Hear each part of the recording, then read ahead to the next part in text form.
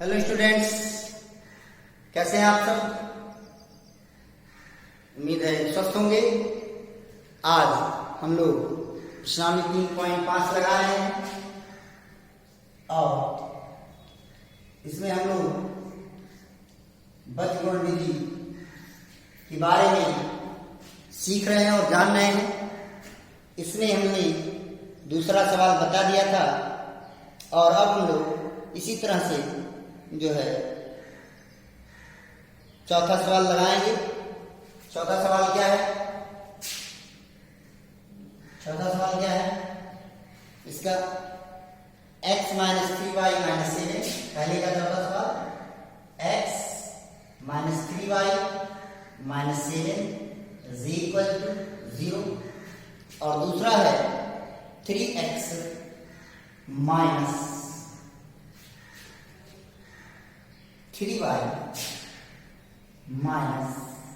15 = 0। अभी आपका काम है इसको तुलना कर लीजिए। पहले a1 a2 b1 b2 c1 c2 ये सब आएगा कि यह हल है। ये आपका काम है, इसको कर लीजिएगा। हम केवल इसको हल करेंगे, कुछ आप भी मेहनत करें। तो चलिए शुरू करते हैं। सबसे पहले इसको एक काम और कर सकते हैं। यहाँ भी 3 है, यहाँ भी 3 है, यहाँ भी 3 है। प्रत्येक पद में 3 मौजूद है तो आप 3 से भाग भी ले सकते हैं, तब भी एक समीकरण बन जाएगा। फिर उनको हल कर सकते हैं, एक कोई जरूरत नहीं है। क्या फायदा है? चलिए बचगुण विधि लगाते हैं।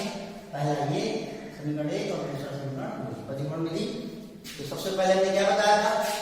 x पट्टी लाइन खींचेंगे बराबर -y की पट्टी लाइन खींचेंगे और फिर बराबर 1/की लाइन खींचेंगे। और जब हमने क्या कहा था कि जब x से y बात होगी तो x को ढक लेंगे। फिर क्या था, h की गुणा करेंगे तो यहाँ पर y का मान कितना -3, तो यहाँ पर क्या लिखेंगे -3 लिखेंगे इंटू इसका गुणा किसमें होगा -15 में, तो यहाँ पर लिखेंगे -15। फिर माइनस का चिन्ह लगाएंगे और इसका गुणा इससे लिखेंगे तो क्या लिखेंगे -3 और यहाँ पर कितना है इंटू -7 इंटू -7। ये बात क्लियर हो गई कि नहीं होगी? सुना गया क्या? जी हाँ, समझ आ गया होगा। अब किसके बारे में बात करेंगे? y के बारे में। तो y को ढक लेंगे। अब यहाँ पर x का गुणा कुछ नहीं दिख रहा है, इसका मतलब क्या है 1 है, तो 1 लिखेंगे। और इस 1 का गुणा किसमें होगा? -15 में होगा कि नहीं होगा? जी हाँ होगा। तो 1 इंटू कितना हो गया -15 हो। फिर माइनस का चिन्ह लगाएंगे।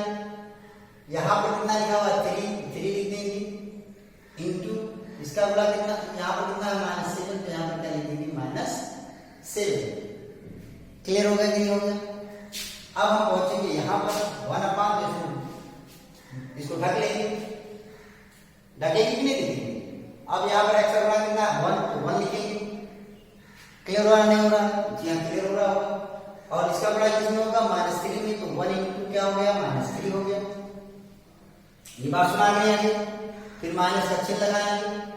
अब इसका गुणा इससे करेंगे। यहाँ पर कितना लिखा हुआ है 3 लिखा हुआ है, तो 3 लिखेंगे और इसका मल्टीप्लिकेशन किससे करेंगे? -3 से, तो इंटू क्या हो गया -3। ये बात क्लियर हो गई कि नहीं होगी? मुझे लगता है कोई दिक्कत नहीं होगी, समझ में आ गया होगा, कोई परेशानी नहीं होगी। चलिए अब शुरू करते हैं इसे। x upon minus into minus क्या हो गया प्लस, 15 कितना हो गया 45। माइनस इंटू माइनस प्लस और प्लस इंटू माइनस क्या हो गया माइनस इंटू माइनस प्लस और प्लस इंटू माइनस हो गया। 3 और 7 का हुआ गया 3 × 7 कितना 21 हो गया। फिर बराबर का चिन्ह लगाएंगे -y अपान,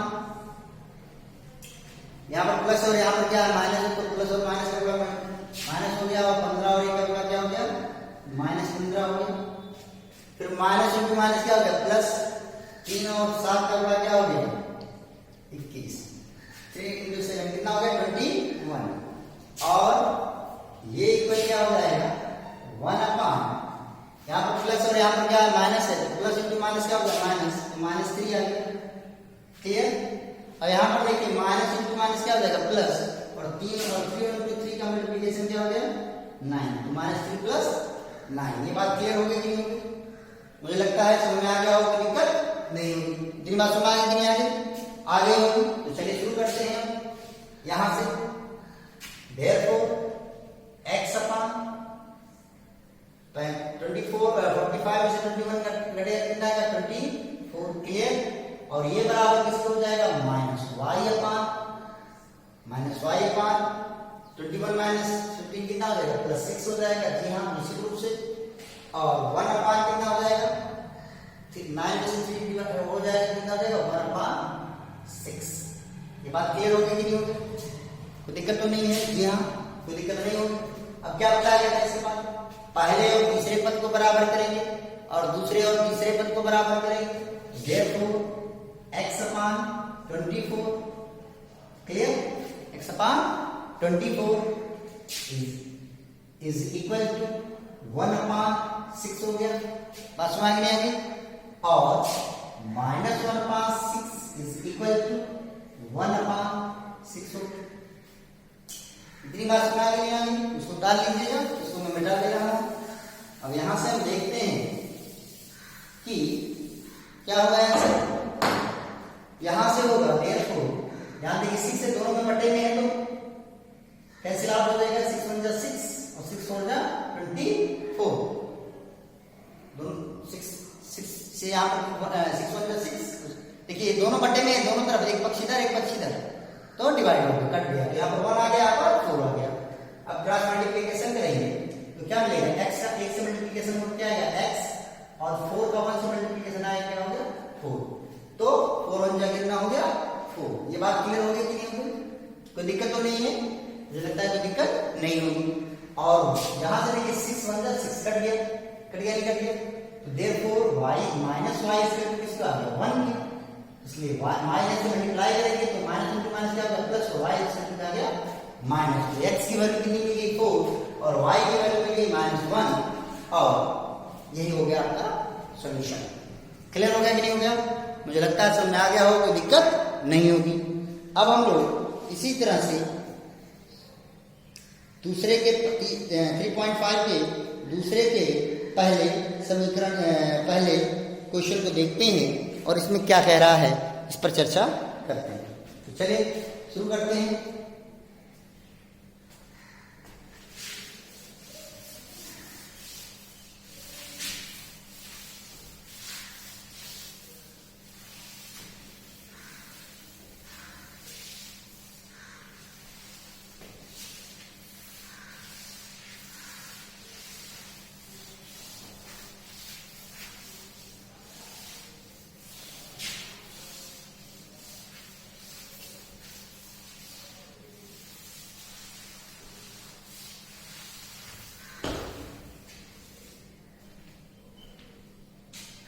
चलिए शुरू करते हैं। दूसरा सवाल बड़ा ध्यान सुनेंगे। दूसरे का पहला सवाल कह रहा ए और बी के निम्न मानों के लिए निम्न रैखिक समीकरणों के योग के अपरिमित रूप से अनेक हल होंगे। पहला जो समीकरण दिया हुआ है वो दिया हुआ है 2x + 3y = 7। ये पहला समीकरण दिया हुआ है क्लियर। और जो दूसरा समीकरण दिया हुआ है वो दिया हुआ है a minus b into x plus a plus by is equal to 3a plus b -2। ये दो समीकरण दिए। तो सबसे पहला काम इसको हम थोड़ा सा सरल कर लेते हैं, मानक रूप में बदल लेते हैं। ये +7 है, पक्षांतर कर देंगे तो क्या हो जाएगा ये -7 हो जाएगा और यहां पर क्या मिल जाएगा 0 मिल जाएगा। इसी तरह से ये पद दाएं पक्ष में है अचल राशि है, इसको पक्षांतर करेंगे प्लस के यहां पर क्या हो जाएगा ये माइनस हो जाएगा और ये बराबर किसको हो जाएगा 0 हो जाएगा। तो ये पहला समीकरण हो गया और ये हो गया दूसरा समीकरण। अब कह रहा है कि इन दोनों समीकरणों को रैखिक युग्म जो दिए हुए हैं समीकरण जो इनमें ए और बी का ऐसा कौन सा मान होगा जिसके लिए इस समीकरण युग्म के क्या होंगे, कितने हल होंगे, अनेक हल होंगे, अपरिमित रूप से अनेक हल होंगे। इस पर हमको चर्चा करनी है। तो चलिए सबसे पहले हम इसकी तुलना किससे करेंगे, a1x plus b1y plus c1 is equal to 0 तथा a2x plus b2y plus c2 is equal to 0 से क्या करने पर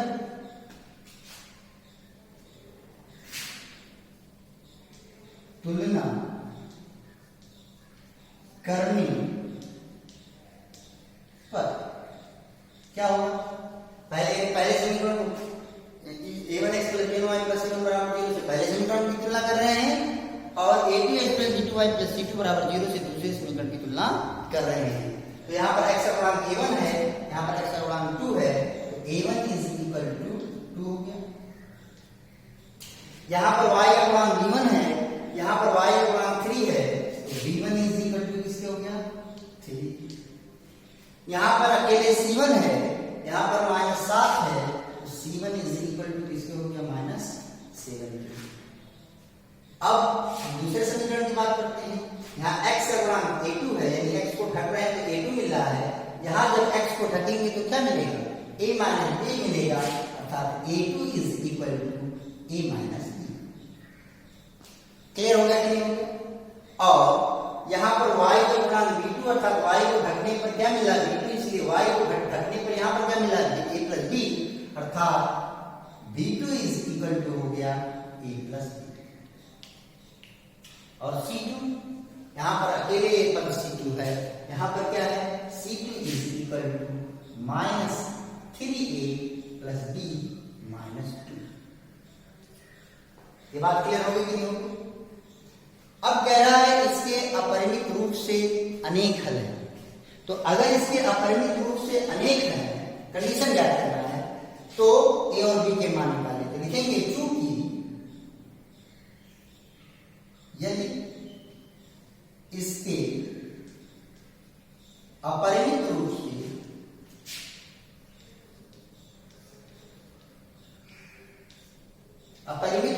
क्वेश्चन में क्या दे रहा है, अपरिमित रूप से अनेक हल है,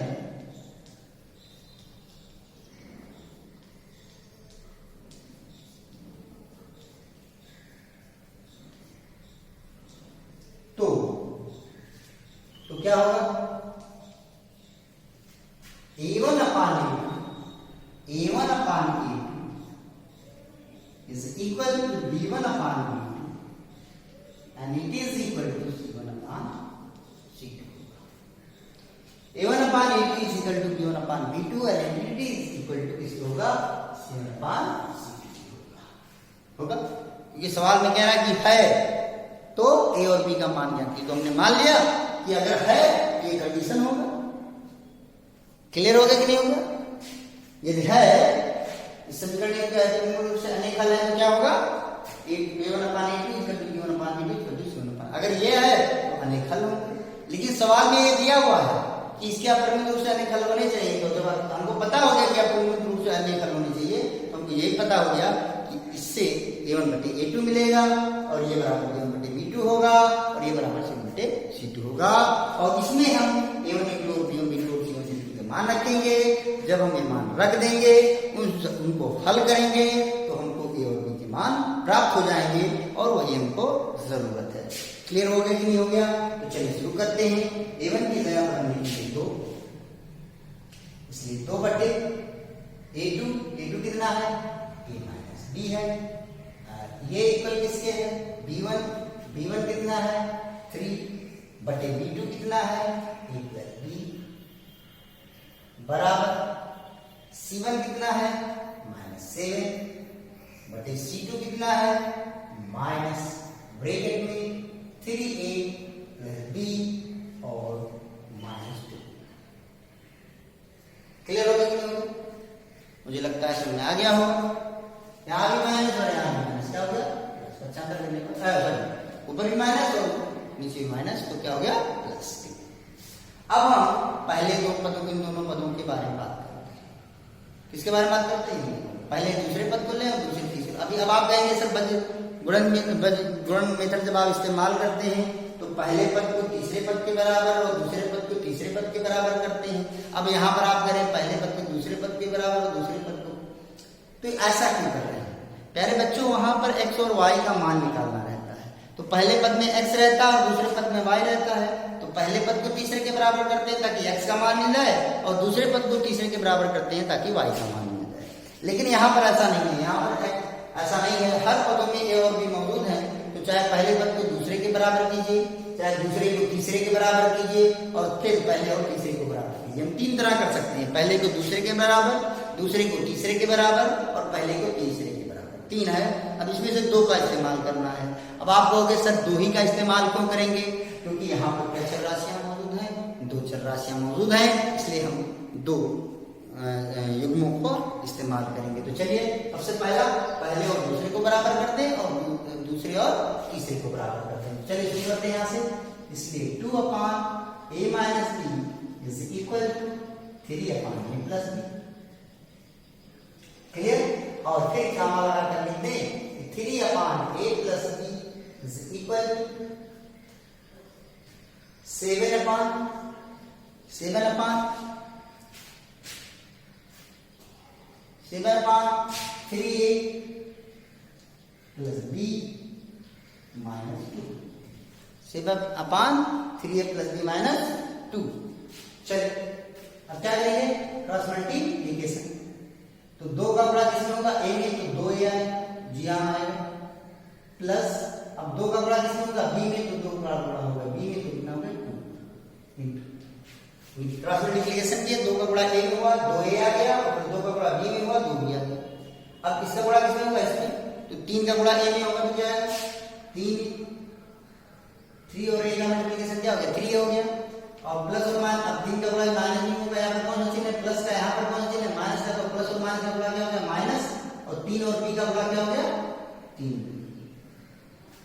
ये बात क्लियर हो गई कि नहीं होगी? कोई दिक्कत तो नहीं है? समझ में आ गया? चलिए आगे बढ़ते। इकामा लगा दिया क्योंकि अब इधर इसकी बात हो रही है। अब इसकी बात हो रही है, क्या करें? 3 का मल्टीप्लिकेशन किससे होगा? 3 इसका मल्टीप्लिकेशन किससे होगा? तो जब इससे होगा तो 3 का मल्टीप्लिकेशन 3 से होगा तो कितना आएगा? 9। जी हाँ 9 आ गया। कामा लगा हुआ है। ये बात यहां तक की थी, अब इसकी बात हो रही है। तो 9 है, फिर 3 का मल्टीप्लिकेशन b में होगा तो क्या आएगा? 3, फिर माइनस 3 का मल्टीप्लिकेशन 2 से होगा तो क्या आएगा? 6। क्लियर हो गया? नहीं हो गया? तो 9 + 3b - 6 हो गया इज इक्वल टू 7 का मल्टीप्लिकेशन a में, तो 7b। क्लियर? और फिर 7 का मल्टीप्लिकेशन b में, तो क्या हो जाएगा? 7b। इतनी बात हो गई कि नहीं हो गई? कोई दिक्कत तो नहीं है? मुझे लगता है कोई दिक्कत नहीं होगी। पक्षांतर करिए। तो अगर आप पक्षांतर करते हैं तो क्या मिलेगा? 2a + 2b। ये प्लस 3 इधर आ जाएगा -3। ये -3 इधर आ जाएगा +3। और ये इक्वल टू क्या हो जाएगा? 0। क्लियर? अब इसमें शुरू करते हैं। 9a + 3b - 6। 9a + 3b - 6। ये +7 है, इधर आ क्या हो जाएगा? -7। क्लियर? और ये हो गया -7b प्लस इधर आ गया -7b। और ये इक्वल किसके हो गया? 0। ये इक्वल किसके हो गया? 0 की। मुझे लगता है कोई दिक्कत नहीं होगी। अब देखिए हम यहां भी है, यहां भी, दोनों की जाते हैं होगी। यहाँ 2a, यहाँ पर 3, 2 में से 3 को हटाएंगे कितना आएगा? -1 a। तो -1 लिखा गया तो ये क्या हो गया? -a हो गया। और यहाँ पर +2b और यहाँ पर +3b, तो 2 और 3 कितना हो गया? 5। 2 + 3 कितना हो गया? 5। इज इक्वल टू किससे हो गया 0। अब यहां पर पहुंचते हैं, यहां भी ये है यहां भी ये है, दोनों की जाते हैं क्योंकि यहां पर 9 है यहां पर 7 है, तो 9 में से 7 गया कितना हो गया 2 हो गया। और यहाँ पर 3 भी है यहाँ पर 7 भी है, यहाँ भी दोनों की जाते हैं यहाँ पर प्लस 3 है यहाँ पर -7 है, तो 3 में 7 अगर आप विपरीत चिन्ह घटा देंगे तो 7 में से 3 आएगा कितना आ जाएगा -4 भी आ जाएगा नहीं आ जाएगा, और -6 इज इक्वल टू 0। ये बात समझ आ गई है, कोई दिक्कत तो नहीं है। अच्छा, तो अब आपके पास दो इक्वेशन बन चुकी हैं, कौन कौन? पहला जो इक्वेशन बना हुआ है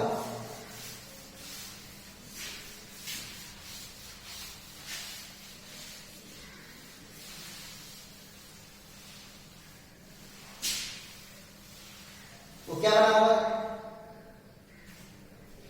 a minus a plus 5b is equal to 0। Equation number first. Clear हो रहा नहीं हो रहा? सुमारा नहीं आ रहा है? आ रहा होगा। और दूसरा समीकरण है 2a minus 4b minus 6 is equal to 0। Equation number 2। तीन बात सुना दी। अब इन दोनों समीकरणों को हल करना है, तो आपके पास कितनी विधियां हैं? 3, प्रतिस्थापन, विलोपन और बजगुण। लेकिन हम यहाँ पर बजगुण विधि इस्तेमाल करेंगे। पूछेंगे क्यों? क्योंकि मैं आपको कुछ सिखाना चाह रहा हूं। आप कहेंगे क्या? अभी समझ में आ जाएगा। चलिए शुरू करते हैं। क्या सिखाना चाह रहे हैं? देखिए, यहां पर अभी तक जब हम बजगुण विधि इस्तेमाल करते थे तो एक चर होता था, x होता था, फिर y होता था, फिर एक अचर राशि होती थी। अगर आप पहले समीकरण में देखें तो इसमें कोई अचर राशि ही नहीं, क्या है? नहीं है। तो अब आपके लिए समस्या हो जाएगी नहीं हो जाएगी? हो जाएगी। तो देखो क्या बच्चों कि हम इसको समझने के लिए हम कैसे लिखें? हम इसको -a प्लस 5b और प्लस 0 इज इक्वल टू 0 लिखें और इससे इसके मान में कोई परिवर्तन नहीं होगा। यहाँ पर हमने अचर राशि का क्या ले लिया? 0 ले लिया, ताकि अब हम इसकी तुलना ax plus by plus c से कर सकें। अब हम बजगुण विधि लगाने जा रहे हैं। तो जब बजगुण विधि हम लगाएंगे, 0 क्यों लिखा? ताकि जो c वाला पद है वो हमको दिखाई दे, नहीं तो हमको समस्या होगी। क्लियर हो गया? समझने के लिए अब हम बजगुण विधि लगाने जा रहे हैं।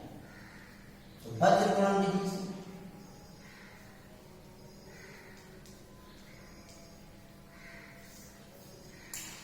क्या लिखते थे? जब वहां पर समीकरण चर कौन कौन थे? x और y थे, तो x बटे लिखते थे। यहां पर चर कौन है? a और b है, तो यहां पर हम चर क्या लिखेंगे? a बटे बराबर x बटे होता था, फिर माइनस y बटे होता था, तो माइनस b बटे लिखेंगे। क्लियर हो रहा है? और ये बराबर किसके लिखेंगे? 1 बटे। यहां पर चर जब समीकरण किसमें था? x और y में था, तो यहाँ पर x बटे और y बटे करते थे, लेकिन यहाँ पर समीकरण किसमें है? a और b में है, इसलिए हम क्या करेंगे? a बटे करेंगे और b बटे करेंगे। ये बात समझ आ गई कि नहीं आ गई? मुझे लगता है कोई दिक्कत नहीं होगी। अब a की बात करेंगे, a को उठा लेंगे। अब यहाँ गुणा करेंगे, यहाँ पर b का गुणा कितना है? 5 और यहाँ पर 6, तो +5 और गुणे कितना लिखेंगे? -6। फिर माइनस का चिन्ह लगाएंगे और माइनस का चिन्ह लगाने के बाद यहाँ पर कितना है? -4 है, तो -4 लिखेंगे इंटू कितने से करेंगे गुणा? 0 से। इंटू हो गया 0, इंटू 0 हो गया। ये बात क्लियर होगी कि नहीं होगी? मुझे लगता है कोई दिक्कत नहीं होगी।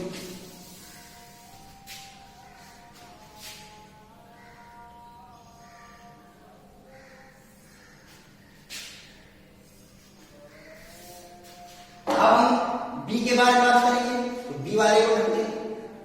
अब यहाँ पर a का गुणा कितना है? कुछ नहीं दिख रहा है, -1 है, तो यहाँ पर लिखेंगे -1 इंटू इसका गुणा किससे करेंगे? इसमें तो कितना हो जाएगा? यहाँ पर -6, फिर माइनस का चिन्ह लगाएंगे। अब इसका गुणा किससे करेंगे? यहाँ पर a का गुणा कितना है? 2 लिखेंगे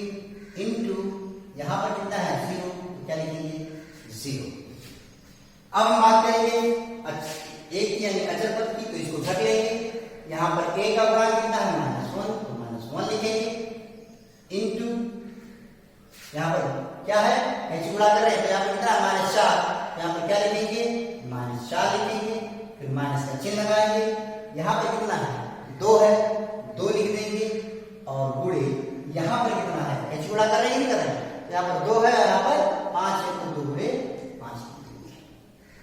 ये बात क्लियर होगी कि नहीं होगी? मुझे लगता है कोई दिक्कत नहीं होगी, कोई समस्या नहीं होगी, बात समझ आ रही होगी। तो चलिए शुरू करते हैं।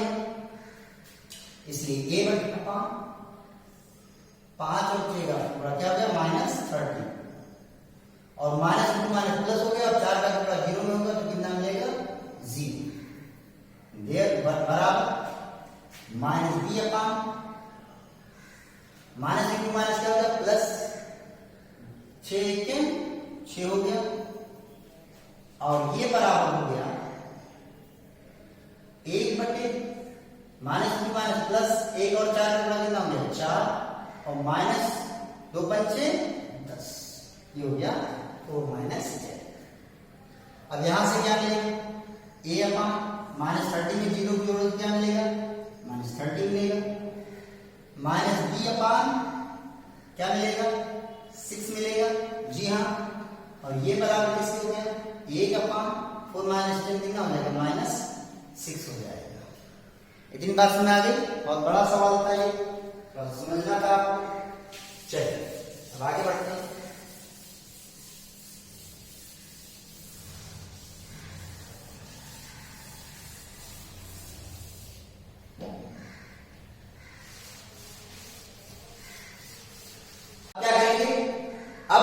क्या करेंगे पहले पद को तीसरे पद के बराबर करेंगे, इसलिए क्या हो जाएगा a बटे -30 इज इक्वल टू 1 अपान -6 और फिर दूसरे पद को तीसरे पद के बराबर करेंगे तो -b upon 6 is equal to 1 upon -6। Clear हो गया? कोई दिक्कत तो नहीं होगी मुझे लगता है। अब यहाँ भी बटे हर में माइनस है, यहाँ भी माइनस है तो माइनस इंटू माइनस क्या हो गया प्लस और 6 1 जा 6 और 6 5 जा 30 हो गया कि नहीं हो गया? गुणा करेंगे तो a का गुणा 1 में क्या होगा a आ जाएगा और 5 का गुणा 1 में होगा तो क्या आएगा 5 आ जाएगा, तो a बराबर किससे आ गया 5 में। और यहाँ क्रॉस मल्टीप्लिकेशन कीजिए तो 6 और b का माइनस इंटू माइनस क्या होगा प्लस 6 और b का गुणा क्या होगा 6 भी हो गया और बराबर 6 के कितना हो गया 6 हो गया। क्लियर हो गया कि नहीं हो गया? इसलिए a बराबर किसके हो गया 5 के और b बराबर 6 अपान 6 हो जाएगा, यानी b की वैल्यू मिलेगी 6 के 6 अर्थात a की वैल्यू हो जाएगी 5 और b इक्वल टू 1 अर्थात a बराबर 5 और b बराबर 1 के लिए दिए गए सभी रैखिक युग्म का अनंत हल होगा। आज बड़ा सवाल था, मैंने आपको समझाया है, कोई दिक्कत होगी तो मैसेज जरूर करें, निसंकोच मैसेज करें बिना किसी संकोच के। इसके आगे कल समझाया जाएगा। मिलते हैं आप, धन्यवाद।